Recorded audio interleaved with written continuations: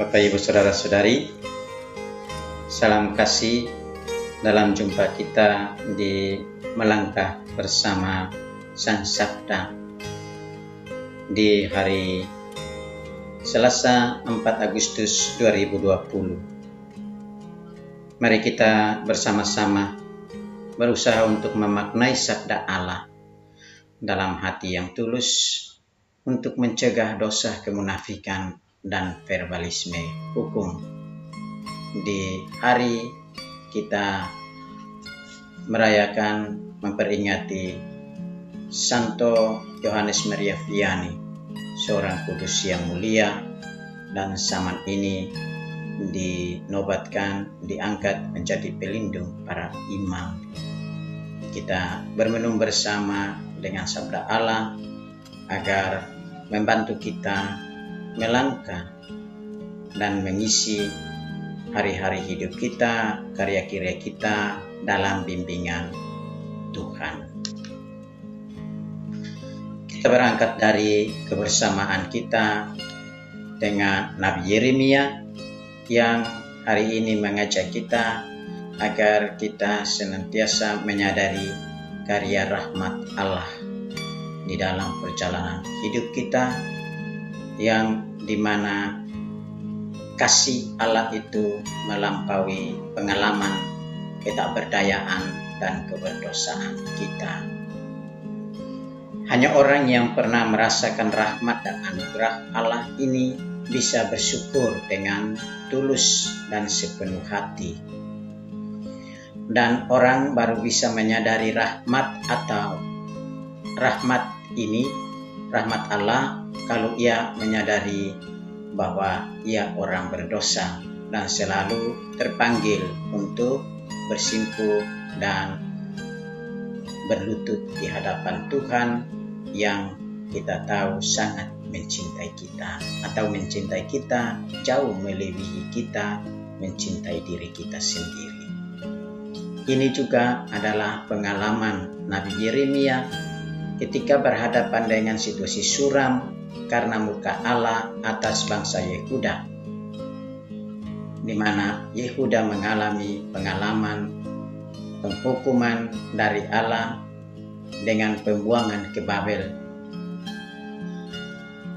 Allah mencurahi rahmat bagi Yeremia untuk merasakan kasih setia Allah dan harus ia kumandangkan atau ia wartakan bahwa hukuman pembuangan ke Babel buat Yehuda adalah pantas karena mereka berdosa dan hanya bisa disempurnakan lewat pertobatan sejati. Di pihak Allah, perjanjian Sinai yang dilanggar Yehuda tetap dihargai oleh Allah dan ia tetap setia memenuhinya. Maka setelah penghukuman ada pengampunan, pemulihan. Kita bagaikan Yehuda yang pantas binasa karena dosa-dosa kita. Namun kita percaya bahwa Kristus yang memiliki kasih yang ajaib itu, dengan darahnya ia membasuh dan menyembuhkan semua dosa yang merusak hidup kita. Dia diutus oleh Allah untuk melepaskan kita dari hukuman dosa. Maka mari kita menatap Dia teristimewa saat ia menggantungkan diri di atas salib demi kasih setia dan pengampunannya bagi kita. Inilah yang kita dapat atau kita pelajari dan kita hayati dalam hidup kita melalui Injil hari ini.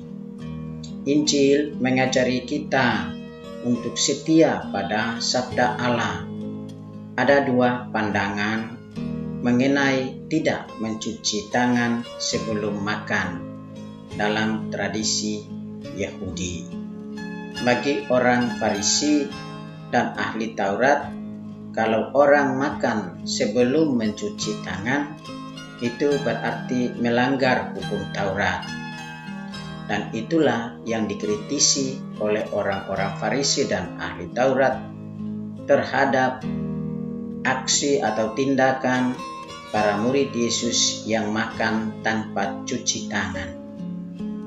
Dan di masa pandemi COVID-19 ini, bukan hanya sebelum makan, malahan dianjurkan agar sesering kita mencuci tangan. Pada bagian yang kedua, bahwa pada masa Yesus tidak mencuci tangan sebelum makan bagi Yesus tidak melanggar hukum Taurat. Apa alasan Yesus? Ada dua alasan yang disampaikan oleh Yesus. Pertama, Yesus hendak menegur kemunafikan dan sikap verbalis kaum Farisi dan ahli Taurat, karena mereka mengganti hukum Taurat dengan ajaran mereka. Tradisi mencuci tangan sebelum makan mestinya dimaksudkan untuk mendorong orang Israel supaya setia beribadah pada Allah dan taat pada sabda Allah yang terdapat dalam hukum Taurat. Kedua, alasan Yesus yang kedua adalah bahwa makan dengan tangan belum cuci tidak melanggar hukum Taurat. Mengapa? Sebab inti hukum Taurat bukan terletak pada aturan jasmani, melainkan pada hati. Hati kudus menghasilkan perbuatan kudus. Maka Yesus mengecam tradisi yang hanya mementingkan tindakan lahiriah karena aturan. Orang buat apa-apa karena takut hukum, takut nanti dihukum, bukan karena kesadarannya bahwa itu baik bagi dirinya dan sesamanya. Kalau ini dikenakan pada pandemi COVID-19, mestinya orang sadar dan melakukan cuci tangan atau mengenakan masker, menjaga jarak, bukan karena aturan-aturan pemerintah dan pihak-pihak terkait, tapi mesti merupakan kesadaran bahwa itu penting demi keselamatan diri dan sesama. Maka Bapak Ibu Saudara-saudari, mari kita belajar dari orang kudus yang pestanya kita peringati hari ini, yaitu Santo Yohanes Maria Vianney. Ia begitu mengagumkan. Dikatakan bahwa meskipun ia sudah tekun belajar, toh hasilnya pas-pasan saja. Ia mengalami kendala dalam proses belajar untuk menjadi imam. Namun demikian, ia sangat mengagumkan karena semangat pastoral dan cinta kepada Allah yang konsisten dan hidup dalam semangat pertobatan. Maka kita mohon rahmat teladan hidup orang kudus ini agar kita kemudian keluar sebagai orang-orang yang menang dalam kehidupan bagi dan demi Kristus, sehingga kita masuk dan meraih kemuliaan kekal bersamanya. Kita belajar dari Santo Yohanes Maria Vianney, semangat kerja demi Gereja Kristus. Bersama Yohanes Maria Vianney, kita mohon agar Sang Empunyai Tuayan mengirim pekerja-pekerja bagi kebun anggurnya, sebagaimana Santo Yohanes telah digelar sebagai pelindung dan penyerta pendamping para imam dalam menjalani sakramen imamat yang mereka peluk dalam hidup mereka. Semoga keteladanan dan doa Santo Yohanes Maria Vianney melipat gandakan panggilan sejati kepada hidup imamat.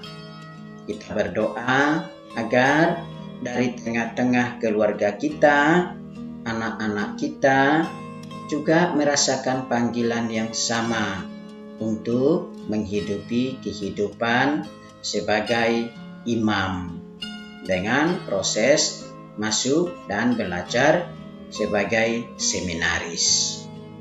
Mari kita memaknai sabda Allah dalam hidup kita. Teristimewa kita tanamkan dalam hati kita yang tulus demi mencegah dosa teristimewa, dosa kemunafikan, dan melakukan segala sesuatu di masa pandemi ini sebagai olah kesehatan, olah hidup bersih dan teratur demi diri kita sendiri dan sesama. Kita bermenung, Allah menolong kita. Amin.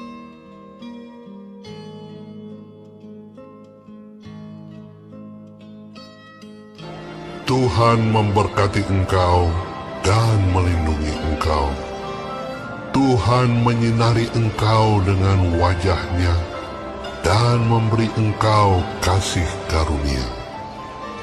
Tuhan menghadapkan wajah-Nya kepadamu dan memberi engkau damai sejahtera.